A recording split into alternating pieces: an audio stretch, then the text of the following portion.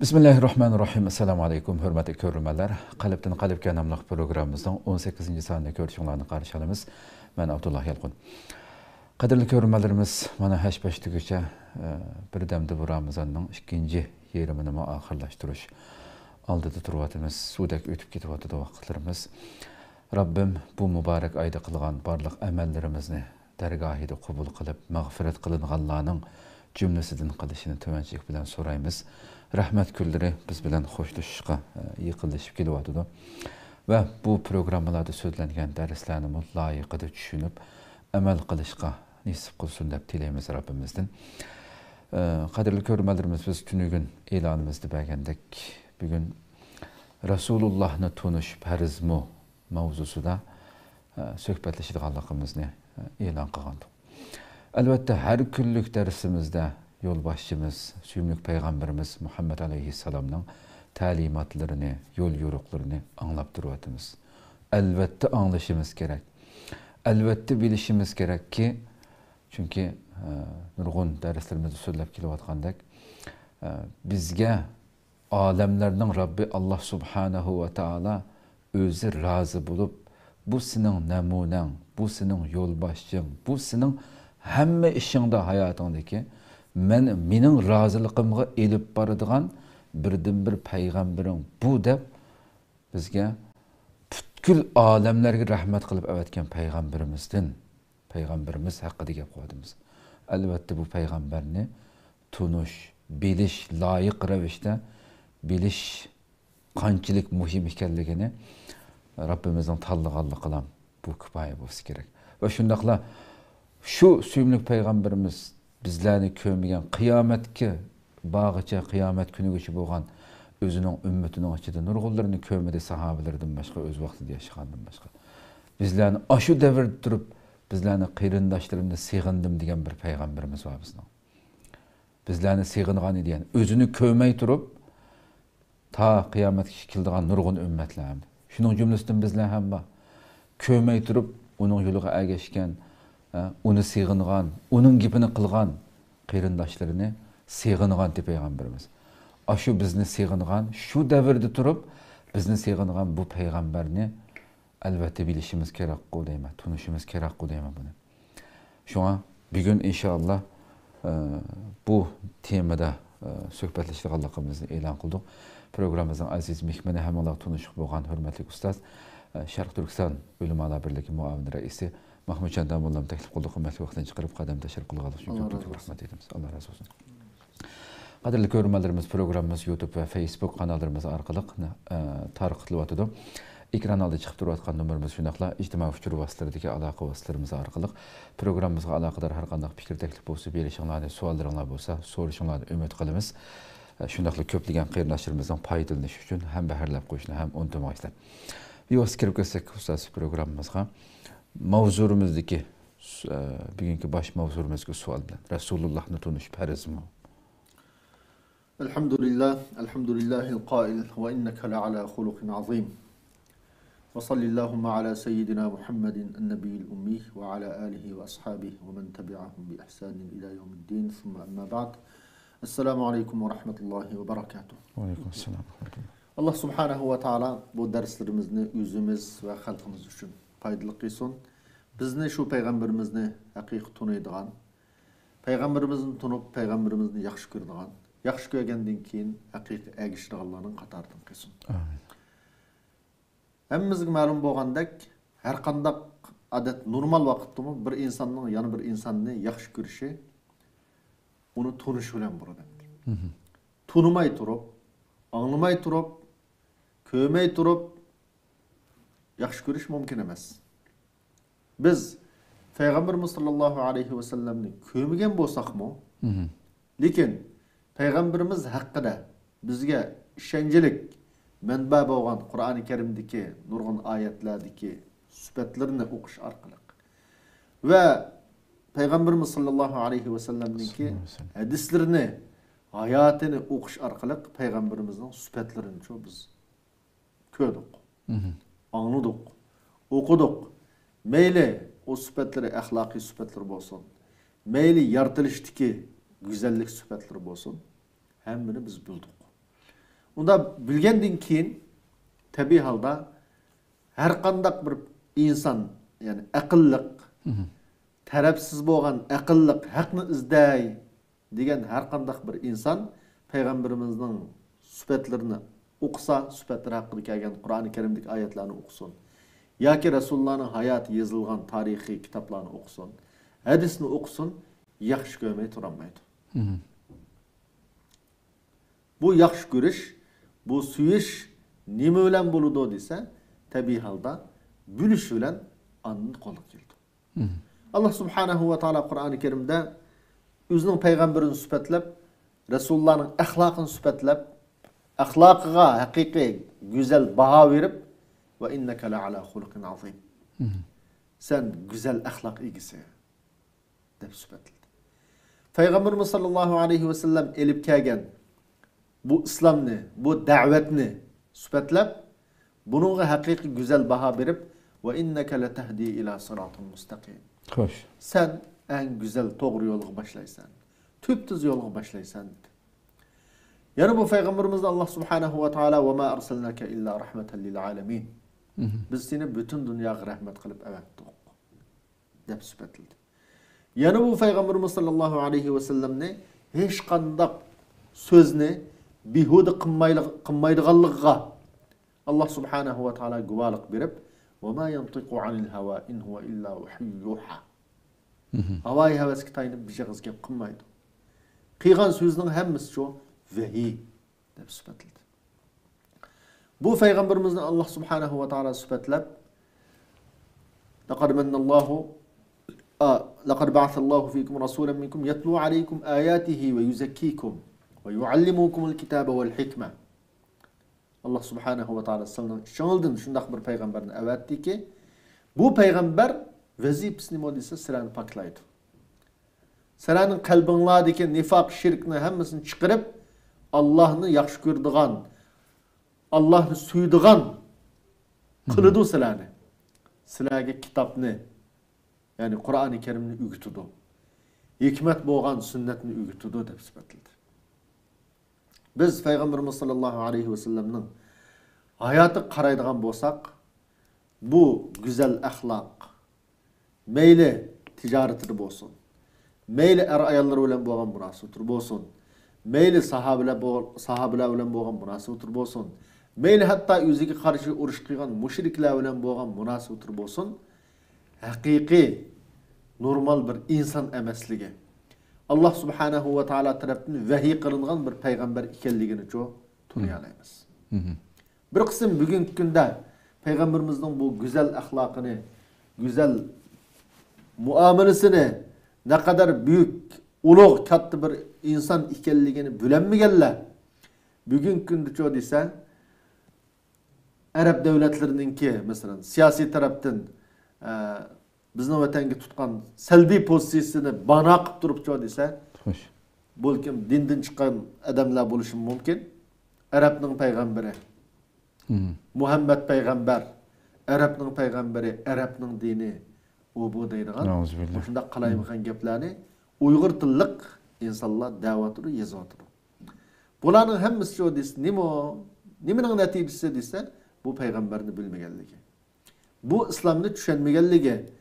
Bu İslam'da bütün insanlar şu beraber.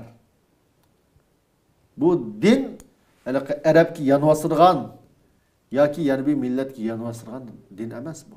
İnne ekremakum indallahi etqakum. Sizin en yaxşınla, en hürmetki sazaver kişi kim o dese, kim takvadar bolsa. Kim Allah'ın qo'rqaydigan banda bolsa, onun milletinin bo'lishdan qat'iy nazar. Qandaq tilda so'zlashidan qat'iy nazar. Qandaq ziminde yaşıdan qat'iy nazar en hürmetli sazaver insan şu. Hatta Peygamberimiz sallallahu aleyhi ve sellem la fadla li arabiyyin ala a'cami ve la li abyad ala aswad. Arap tilde sözleydiganlardan ki Arap tilde sözlemeydigan başkalarga hiç qandaq artıqçılığı yok. Aqtallikning qartallikka hiç qandaq artıqçılığı yok. Dep insanninki hemmesinin beraber ikenligini oturup koygan bir din bu. Hoş. Bizning peygamberimiz Mening kızım Fatıma o'g'irlik qilsa ben qo'lini kesiman degan payg'ambar bu. Adetki yat bir adam emas. Xo'sh. Kızım Fatıma o'g'irlik qilib qolsa ben qo'lini kesiman degan. Yani adaletni en yuqori yüksek derecede icra qilgan bir payg'ambar. Hamma ishi shunday. Hamma ishi shu desa adalet insofni. Hatta mesela müşriklerden Müslümanını öldürüp şu kulak burunlarını kesip muhla kılıp etken insanlar vardı. O şunda kılıp etken tuz peygamberimiz şu Müslümanını aynı kılışını çekleyen. Kollarını burunlarını kesip manda kımmanla uğraştı ölgenlerinin. Yani bir kafir ölgen vakitti mi onun insanlığını, onun cesedigi çoğu bir ihtiram bilen muamele kıygan. Onalıkı ya köydürüp ya ki anı kılıp manı kılıp kesip parçalap avla kıygandı çoğu Peygamberimiz kılmagan. Özünün kat vesiyetlerinin biri. Xo'sh. Aşımı. Aslida bu yuqorida so'zlanganlarning hammasidan bakrak albatta intayin muhim masalalarni so'zlanadi. Bir insonning islomning g'o'ylasiga mana bir g'o'yil desak, islomning darvozasiga kiralishi uchun Alloh bilan birga darhol u payg'ambarni itiraf qilishi, shahodat keltirishi, billa shu hamon uni itiraf qilmagan yoki uning so'zini mandaq menga nertusun bu inson u bu degandek gapni qilib qolsa, islomning g'o'ylasigami kirolmaydiganligini. Bu hakikaten Müslüman bulaşan şart değil.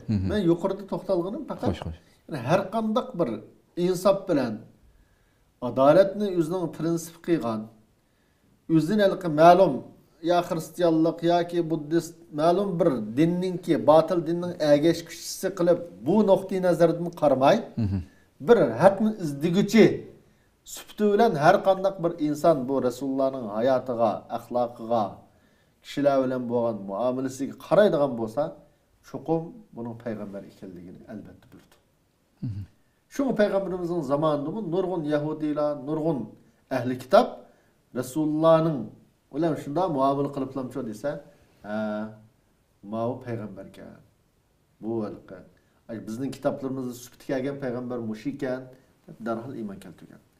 Bir kısmı iman keltirmegenlerimi Kur'an-ı Kerim nimday dese, qalbida itiraf qilganligini. ular seni tunuydu deydi. Özünün ballarını tunugandek seni tunuydu deydi. Xo'sh. Aynda süpetlaydi. Demek ular bürütü hemmesi. Lekin hasad qilib, bizning işimizden çıkmay bu peygamber muydu? Arapның işinden çıkıp kalamdı o. Dep şu sebepten iman keltirdi. Allah aşkarlab qo'yganda bunun Şu niyeti. sebepten iman keltirmegen. Endi bu yer bu gapni xulaslasak, bir musulmonninki özünün peygamberini bilish elbette vacip, muhim bir iş ve Müslüman bulaşın şartı. Yani İslam diniga kirishning şartı ne olduysa, Peygamberimiz sallallahu aleyhi ve sellem'ninki Allah'ın elçisi ekenligini tunishi, Peygamberimiz elip kelgan vahiyninki Allah tarafdan kelganligini tunishi, itiraf qilishi bu Müslüman bo'lishning şartı. Evet. Xo'sh. Şu Allah subhanahu ve taala Kur'an-ı Kerim'de nurgun ayetlerde ve men yuti'ir rasule faqad ata'a Allah. Ve men yuti'ir rasule faqad ata'a Allah. Kimiki peygamberge boysunganlıkның özü Allah'a boysunganlık. Yani bunda ayetler yaman çıkan Kur'an-ı Kerim'de. Doğru. وَمَا أَتَاكُمُ الرَّسُولُ فَخُذُوا وَمَا نَهَاكُمْ عَنْهُ فَانْتَهُوا. Peygamber nimigi buyursa, nimin erip kelgen bolsa bununla çın esiranglar. Toskan nästin ço yananglar. Xo'sh. Muşu mezmundaki Kur'an-ı Kerim'de ço nurgun ayetler var. Müminlerin sübtini bayan kılgan vakitte فَلَا وَرَبِّكَ لَا يُؤْمِنُونَ حَتَّى يُحَكِّمُوكَ فِي مَا شَجَرَ بَيْنَهُمْ ثُمَّ لَا يَجِدُوا فِي أَنفُسِهِمْ حَرَجًا مِمَّا قَضَيْتَ وَيُسَلِّمُوا تَسْلِيمًا. Senin ferveydigarın Allah bilen kasam-i Muhammed sallallahu aleyhi ve sellem. Ula sen çıkargan hükümge razı bolmagyşyla hakiki mümin bolanmaydı. Kaçani ki özünün arasında bolan tarıştatış ziddiyetinin hükmünü senden talep kılıp onundan keyin sen hüküm çıkarsan bu hükümge razı olap kalbide hiç kandak narazılık bir aramlıkını his kılmaydıgan biz senin hükmünge teslim bolduk ey Muhammed demek içilek ular hakiki mümin olanmaydı diyen. Şunun için bu peygamberin tunuş tabi halda peygamberimizin peygamberlik boğallığı nurgun mucizeler var. Qur'oni Karim Albatta. eng katta mo'jiza. Uningdan keyin nurg'un rasullarning hayotiga qaraydigan bo'lsak, Qur'oni Karimdagi yoki payg'ambarimizning sunnatidagi Albatta. mo'jizalar qaraydigan bo'lsak, nihoyat jiq endi bu. Xo'sh, xo'sh. Shuning uchun payg'ambarimizga payg'ambarni tunish Farz, vacip. farz, vacib, bunu bilish kerak. Bir insanın musulmon bo'lib yashash uchun eng muhim 4-5 nokta var. Bilish tegishlik. Birincisi bu payg'ambarga iymon keltirish lazım. Xo'sh. İman keltirish vacib bo'lgandan keyin bu iymon qachon bo'ladi desa, shu bilgan vaqti bo'ladi. Bilmay turib iymon Albatta. keltirgan olmaydi, ishongan olmaydi.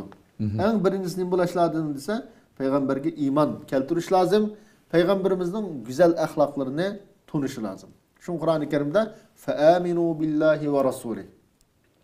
Allah'a Allohga iymon keltiringlar Ve va Rasul. Allohning elchisiga iymon keltiringlar. Yani ayetning oxirida va nurillazi anzalna. Biz tushirgan nurga, yani Qur'oni Karimga iymon keltiringlar. Chunki Qur'oni Karim bizga payg'ambarimizning vasiyasi bilan keldi. Unda bo'lgandan keyin buningga Qur'oni Karimga ishonish nim bilan qo'lga keldi desa, payg'ambarga ishonish bilan andin Qur'oni Karimga ishonish qo'lga keldi. Allah subhanahu wa ta'ala payg'ambarimizga ishonmaganlarga nima dedi desa, bular qattiq azob bilan tahdid soldi. "Va man lam yu'min billahi va rasulihi fa inna a'tadna lil kafirin sa'ira." Allohga, Allohning payg'ambariga ishonmaganlarga biz qattiq azobni bular tayyor qilib qo'ydik deb mushunaq dedi. Unda bo'lgandan keyin eng birinchi so'lab mush iymon qachon vujudga chiqdi desa, payg'ambarimizning haqiqiy tungan vaqtda ondan vujudga chiqdi. Birinchi bo'lib payg'ambarimiz sollallohu alayhi vasallamga iymon keltirish lozim. Xo'sh, tushunish qoldi. Musha odamda endi bugun shunda bir davrda yashayapmiz hamda. Rasululloh ba vaqtida Qur'on nozil bo'layotgan vaqtida, masalan, yuqorida sizlar so'zlab o'tgan oyatda sen chiqargan hukmga har qanday bir ish qilsang apkanmigicha va sen chiqargan hukmga qalbida qilchilik shubha qolmagan darajada ashunga rozi bo'lmoqchi mu'min bo'lolmaydi deb. Rasulimiz ketdi, onlarca asr o'tdi va qiyomatgacha nurg'un asr o'tdi. Allah biladi albatta bu zamonning qancha o'tadiganligini. Endi bugungi kundagi musulmonlar masalan shu payg'ambar yo'q hamda aramizda payg'ambarning qoldirgan yo'l yo'riqlari, hadislari, bizga ko'rsatgan sunnatlar bor hamda. Va nurli Qur'onimiz bor. Bugun musulmon qopib iymon etgan bir musulmon. Masalan, nurg'un masalalarda islomdan bir hukm ya Rasulullohning bir ta'limoti bo'lgan vaqtida buningga uni mansitmaslik yoki uni tutmaslik, ammaslik, e'tirof qilmaslik ya Qur'onda yo'q deb turib olish degandek masalan nurg'un ishlar. Yani Allah ve Allah'ın Resulü bir işe hüküm çıkarganda Müslümandan özünün fikrini ilgiri sürüşü, oturuğa koyuşu. Men manda qarayman deb yo'l tutib ma'alamdi Müslüman. Allah subhanahu wa ta'ala Ahzab suresida وَمَا كَانَ لِمُؤْمِنٍ وَلَا مُؤْمِنَةٍ إِذَا قَضَى اللَّهُ وَرَسُولُهُ أَمْرًا أَن يَكُونَ لَهُمُ الْخِيَرَةُ مِنْ أَمْرِهِمْ وَمَنْ يَعْصِ اللَّهَ وَرَسُولَهُ فَقَدْ ضَلَّ ضَلَالًا. Her qandaq mümin bir erge, mümin bir ayalga Allah subhanahu wa ta'ala'nın peygamberi. Müşahede Allah'ın Resulü deb ikkisini birga bayon qildi shu. İza qadallahu ve rasuluhu emran. Fakat Allah'lam demedi. Allah yüzünün bendisi ve peygamberini qo'shib Allah'ın Resulü bir hükümni chiqarsa, bir mesele hakkında. Mümin er kishi olsun ya ayol kishi olsun, bularning tanlash ixtiyorligi yo'q. Tanlash erkinligi yo'q. Bularning mümin bo'lish uchun teslim bo'lish lozim. Yuqoridagi oyatninki texmi tafsili bayoni bor. Allah'ın Resulü hüküm chiqadi bir masala qarta. Buningga mümin bo'lishning sharti nima desa, buningga darhol Şeksiz teslim bo'lish. Kim Allah ve Allah'ın Resulü'ne asi olsa, yani havai havsiga muvofiq kelsa, ma bo'ldi ekan, mani ijro qilay desa, muvofiq kelmasa, uni ijro qilmayman desa, Allah'ın Resulü asi olgan buldu. Asi olganlar Allah subhanahu wa ta'ala nait qattiq azapni ço Allah tayyor qilib qo'ydi dedim şu ayet. Yana bir ayet Allah subhanahu wa ta'ala müminlerini sıfatlab İza du'u ilallahi ve rasulihi liyahkuma beynahum İza fariqun minhum mu'ridun. Müminlerin sıfatlab innema kana kavlel mu'minina İza du'u ilallahi ve rasulihi liyahkuma beynahum en yekulu semi'na ve ata'na. Ma o müminlerin olsun. Eğer Allah İnnemâ kâne kavlel mu'minîne izâ du'u ilallâhi ve rasûlih. Eğer müminlerin sözü, cevabı, eğer Allah'ın Resulü'nünki sözüge çakırılsa. hüküm bu değilse, Allah'ın Resulü'nün hükmü o değilse, o müminlerin cevabı ne mi değilse, biz anladık, boysunduk işte. Şunun için bazılar bilmesden yoki bilmeslik selishdan Rasululloh o'lib ketgandan keyin o'lgandan keyingi buyruqlarga ijro qilmasak ham bo'ldi. Qur'oni Karimda kelgancha desa, masalan, va atiyulloh va rasul la'allakum turhamun deb keldi desa, ya bu Rasululloh hayot vaqti degan gap. Ya'ni bu arab tilini qat'iy bilmaslik, shar'iy ilmni qat'iy bilmaslikning natijasi mana bu. Xo'sh. Hech qanday bu Rasululloh o'lganda Rasulullahninki vazifasi yoki roli tugidi desa, bu va ma arsalnaka illa rahmatan lil alamin degan oyat nada qoldi? Ya'ni Rasulullohning rahmat bo'lishi uchun, dunyoga rahmat bo'lishi uchun o'zi yashagan zamondagi sahobalarga shu zaman qilam emas, dunyoga rahmat bo'lishi uchun bu Rasulullohninki yo'l yo'riq ta'limotlari ta qiyomat kuchi davomlashgan vaqtda aniq rahmat bo'ladi. Hech bu yerda gapni kirgizib berishimda. Xo'sh. Va ati'ulloh va rasul fi hayatihi demidi. Allah deyishga qodirmi, tiyaqmi? Albatta. Allohga bo'ysunsa va payg'ambarga bo'ysunsa, bo'ysuninglar. Allah va payg'ambarga bo'ysuninglar, ajda qilsanglar, la'allakum turhamun. Sizlar rahm qilinsizlar dedi. Ajda deyishganlikni o Rasululloh hayot olgan bu hayot vaqtida deydigan gap yo'q bu yerda. Resulullah'ın öldüğanlığı enixte. İnneke meyyitun ve innehum meyyitun. Sen mi ölüsen hemisi ölüdü degen. Xo'sh. İnsanın süpti, insanın Allah yaratkan, insanın hayatını tüytürgen nersi ne mi o dese ölüm. Bu ölüm var.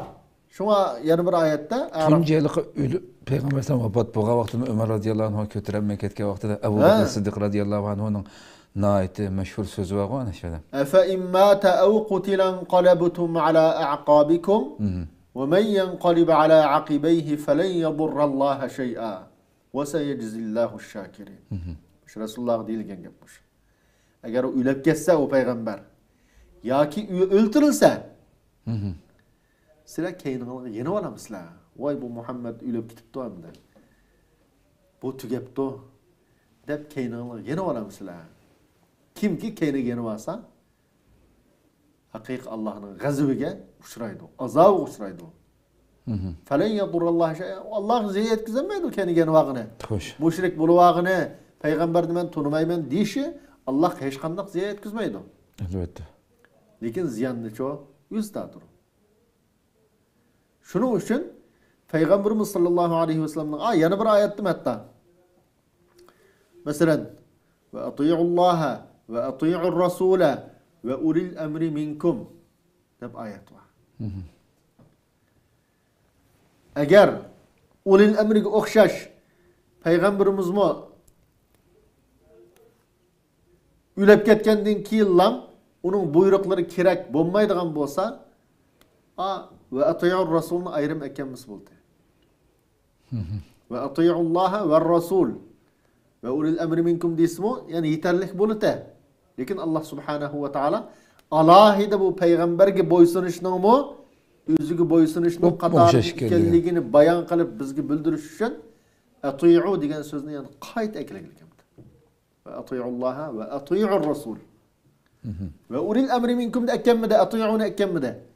Nima uchun ekanmidi desa olimlarimiz ulil emri yani keyinki padişahının, halifinin, emirinin boysunish dairesi nerede dese Allah'ın Resulünün hükmüge boysunish dairesi olsa ulanın buyruqları. Boysunumuz. Boysunumuz, bombusçu boysunmaymiz. Şu. Eğer bu yerde ve ati'u deb kelgen bolsa, ayrı. Ulanın buyruğumu Ulanın şartsız buyruğumu boysun. xuddi Allah'ın Resulü'nün boysungandek şartsız boysunish to'g'ri keldi. Muş ayetning o'zidan ham ve ati'ullah ve ati'ur Rasul'dan alimlerimiz Allah'ın buyruğunun ayrım halette vacip ekanligini ifodalaydiganligi aniq ve şundaqlı peygamberinin buyruğunun uçu egishga vacip ekanligini ifodalaydigan, isbotlaydigan dalil bu degan. Xo'sh. Mushu ve ati'u degan so'zniki tekrar kelishini, aqaqidin kelishini tekrar. Shuning uchun peygamberge men yuti'ur rasula faqat ata'alloh olsun. Hech qanday yada o'lgandan keyin peygamberge boysunmusun buludu deydigan bu safsata bu quruq gap. Xo'sh, xo'sh. Agar Allah subhanahu va taala uni bayon qilmoqchi bo'lsa deyalaydi. Ve ati'ur rasula fi hayatihi dis bultayni. Lekin hech qanday yada unda gap yo'q. Shunga yana bir oyatda cho desa, masalan, "Aminu billahi va rasulihi" deb sizlar Allohga, Allohning rasuliga bo'ysuninglar. Ve sizning ichingizdan anaqa savodsiz yazolmaydigan payg'ambar to'g'ri bu. Bu payg'ambarga sizlar bo'ysuninglar deb alohida payg'ambarimizni bo'ysunishni, ergishishni, iymon keltirishni nurg'un oyatda ta'kidlagan ekan. Qul in kuntum tuhibbunalloha fattabi'uni yuhibbukumulloh olsun. Yani nurg'un yerda shu desa, Allohni yaxshi ko'raman degan banda payg'ambarimizni yaxshi ko'rish kerak. Bu yaxshi ko'rishninki taqozosi nima desa, Resulullah'ni yaxshi ko'raman, lekin men buyrug'ini ijro qilmayman. Hayat vaqtida bo'lgan bo'lsa, men shu chaqda sahoba bo'lib qolgan bo'lsam, buyrug'ini ijro qildim, hayat bo'lgan bo'lsam, men hozir endi Rasululloh o chaqda ham men kelmabdiman, men sahoba emaskanman. Rasululloh hayat emaskan. Unda bo'lganda ekan, men buyrug'ini ijro qilmayman desa, bu naqadar Rasulullah'ni bir haqir, tuvan ko'rganlik ve şundaqlı Peygamberimiz sallallahu aleyhi ve sellem'ne haqiqiy itiraf qilmaganlik, yaxshi ko'rmaganlik, tunmaganlik. Yaxshi ko'rsa shu desa, cho'qim inson o'zi yaxshi ko'rganga ergishadi. Albatta. Uning buyruqlarini ijro qiladi. Allah razı olsun. Köpten köp rahmet. Albatta biz davamlı ta'kidlab kelyapmiz. Mahrum qolgan kishilardan boshqasi o'zining bu kadar suyumli peygamberinin talimatlarını, yol yoruqlarını, sözlerini siz yuqori so'zlab o'tgandek töven ko'maydi yoki o'zini u payg'ambardan bakrak bugungi zamondagi ba'zilarga o'xshash aqlliq sanamaydi. Allah mahrum qo'yganlardan shu yo'lda mangdi albatta. Endi biz nurg'un darslarimizni so'zlab kelyapmiz ustadim shu. Qanchalik peygamberimizni farzandlarimizga mu, yoshlarımizga mu tunishning qancha muhim ekanligini bilish, tunish farz bo'lgan ekan, uni o'zimizmi har bir musulmon uning har ish izlarini, hayotini o'rganishning qancha muhim ekanligini so'zlab kelyaptilar. O'tgan soatga bir sizdan qilgan bir darsimizni ota-onaninki farzandlarni tarbiyalashni masalasida muhim ekanligini so'zlagan. Shu hamda tekrar uzatmay, nayet qısqa bir şekilde şu ata-ananın mesuliyeti, peygamberimizi söydürüş, peygamberimizi öğütüş ulağa babedin. Çünkü bizning yol başımız, bizning bütün işlerimizni ko'rsatküçü bo'lgan peygamberimizni kichikdan boshlab farzandlarimizga tuntish uchun ata-onaning ustiga tushgan vazifa. Birinci olap ata-ana o'zi eng boshda ballarga bir örnek buluş. Ata-anasına nispeten, ballığı nispeten ata-ana örnek bo'lg'achqa, bu peygamberni o'zi yaxshi ko'rish kerak. Buyruqlarga ergishish kerak. Peygamberninki onun sünnetlerini ailesinde yaşatışı gerek.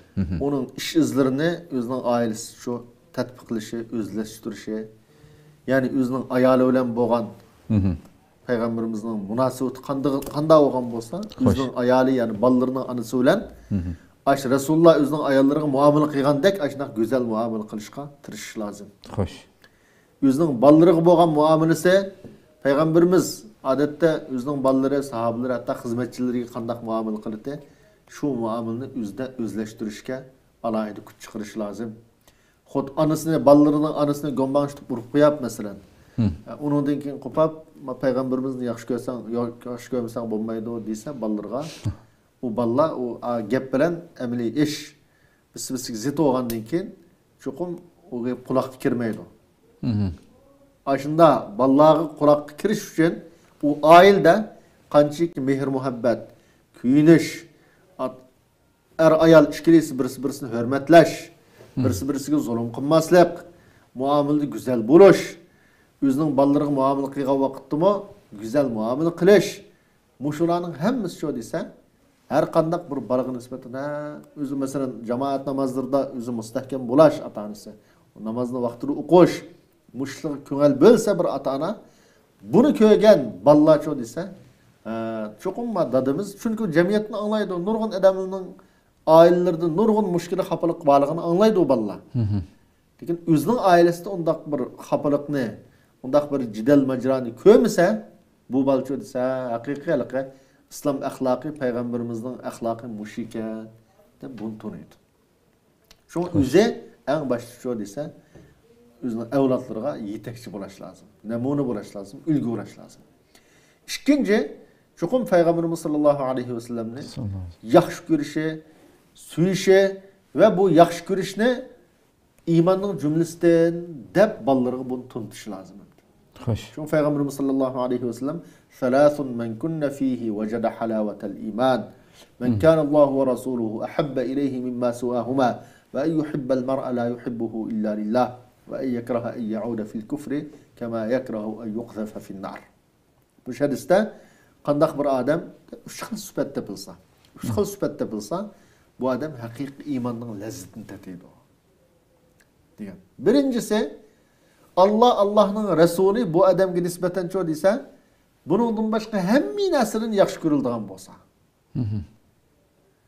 Bu qachon ifodalandi desa, Allah'ın Resulünü yaxshi ko'rish shu insonning bir iqtisodiy ya dunyoviy bir manfaati bilan zidlashgan vaqtda qaysin tanlaydigan vaqtda bilinadi bu haqiqati yoki yolg'onlik. Xo'sh. Allah'ın Resulünü yaxshi ko'rman deb qo'yish bilan ifodalanmaydi bu. Qachoniki mush yaxshi ko'rish dunyoviy manfaat bilan yoki har xil ikki ochmoq yo'l kelganda, aynan tanlash yo'li kelgan vaqtda Allah'ın Resulünün yo'li mavi ekan deb tanlagan vaqtda o'zining haqiqiy namoyandasi shu adoshkor bo'ldi. Yaxshi ko'rishi. Ikkinchisi o'zining qarindishini Allah shuni yaxshi ko'rsin, bizning musulmon qarindishini. Xo'sh. Üçüncüsü küfür qaytishni, yani kafir bo'lib qolishni xuddi o'tiq tashlangandek shu yomon ko'rish. Mush sifatni shu o'zida amaliylashtirishga alohida tirishchanlik qilish lozim va bolalarga buni singdirishga. Yani bugungi kunda masalan Uyg'ur musulmonlari eg'ir bir kunda. Nurg'un bolalarimizmi buni tushunmaydi masalan. Yani bu xafalık gazap bizga ham keldi deyish mumkin. Xo'sh. Mesela dünyadaki hamma insonning nurg'un insonning davlati bor ekan, mana xotirjam yashaydi ekan, bizlar shunday musibat yashamdik deydigan bir savol cho bolalarimizning kallasiga keladi. Demak, mushulning hammasi nemaga ta'sir qildi desa, ashbalning bu vaqti-vaqtida tushuntirilib shunday temalar, shunday mavzular. Bolalarning kallasi echilmaganda o'zining ota-onasi e'tiqod qilib ma'gan bu dindan shakllanishga. Bu peygamberni yaxshi ko'rmaslikka elib bordi. Mushlarning oqibati. Chunki vaqti-vaqtida cho desa, bu savollarga bolaning kallasiga kelgan javob berilishi kerak. Ularning iddiasida ma dunyoninki bu insonlar mukofotlanadigan, yaxshi qilgan, eski qilgan bo'lsa jazolanadigan bunda dunyo emasligini tuntish lozim. Yani bu dünyada qismanlari jazolanadi. Ama en çoğun hesap mukafat çoğun ceza çoğu desa kıyamet günü. Elbette. Bu dünyada bir insanın ki malum xafalık qağanlığı mesela ya ki nurgun sınak duş geldiği o insanın načar insan ekanligini delili emasligi. Bir insanın qattiq bayashat turmuşda rahat yaşaganlığı milyonlagan dollarlarning bir insonni bo'lganligi bu insonninki Allohga yaqin bir banda ekanligini ekanligining dalili emasligi masalan. Bir insonning iqtisodiy tarafdan qiylanganligi, ma'lum jafo mushaqqatga uchraganligi bu Allohdan yiroq banda ekanligining dalili emasligini shu bu ballığa tushundirish lazım. Ma dunyoning haqiqatini, bu dunyo hayotininki haqiqatini tushunsa, cho'qim u vaqt shu desa, hayotda duch kelgan ma'lum xafalık musibatlar tufaylidan o'zininki e'tiqod qilgan dini, yaxshi ko'rgan payg'ambari haqida shu desa, qalaymigan ideya, qalaymigan fikr kallaga kelmaydi. Bo'lmasa shu desa, har xil qalaymigan fikrlar kallaga kelib qoladi. Eng muhim shu ballag'imi yaxshi ko'rsatish hem üzümü bunun menfaatini köreş üçün çokum her kandak bir yaxşı musulman başkalarını bu yolu çakırış lazım. Bu mesela koddi kölünün suyununki çıkıdığa yeri olmasa o sesip kalgandek. Aynı nime var o bizden öteldi mesela burunki zamanlı köl vardı. Bir taraftan su kirse ayağının azırak su çıkıp durduğu yeri var. Koddi şunun dek bu iman, ahlak bu şunun hemmisini çoğu bunun zakitini verip ançımı çıkırıp durmasa Turi verse yaxşı olmaydı. Şunun için Kur'an-ı Kerim'de Allah Subhanahu ve Teala "Ud'u ila sabili rabbika bil hikmeti vel mev'izatil hasenati ve cadilhum billati hi ahsan." Sen Farvaydigarın yurğuçu çaqağın, hikmet bilen çaqağın, yaxşı devlilerini oturup qo'yish bilen çaqağın deb alohida şu bizga bil hikmeti vel mev'izatil hasenati deb bunu tushundi. Şuna bilan birga "Qul hazihi sabili ad'u ila Allahi ala basiratin ana ve men ittaba'ani." Yani deb qo'yisli Muhammed sallallahu aleyhi ve sellem. Mana bu benim yo'lam. Mening tanlab mang'an yo'lam mushu ve mening ergashkichilarimning yo'li cho'mushu. Qul hadihi sabili ana ve men ittaba'ani. Ve men ve men ergashganlarning yo'li mushu. Deb mushun deb qo'yislar. Yani bu yo'lga chaqirishning o'zi islomni boshqalarga yetkazishga tirishchilik qilishning o'zi har odam o'zining qudratini yetishicha. Xo'sh. Bu yo'lda texim mustahkam turishga sababchi bo'ldi. O kaçılap koyup onu çıkarmasa barın vakitinin ötüşü bilen şu üzümü şahs arkandak bir insan üzümü boşayıp getiş mümkün. Şunun için ailede çokum üze birinci olap nemune ülgü buluşu, ikinci olap özünün ailesiga ballarına muamele kılıştı şu deyse İslam ahlakını köstiş lazım.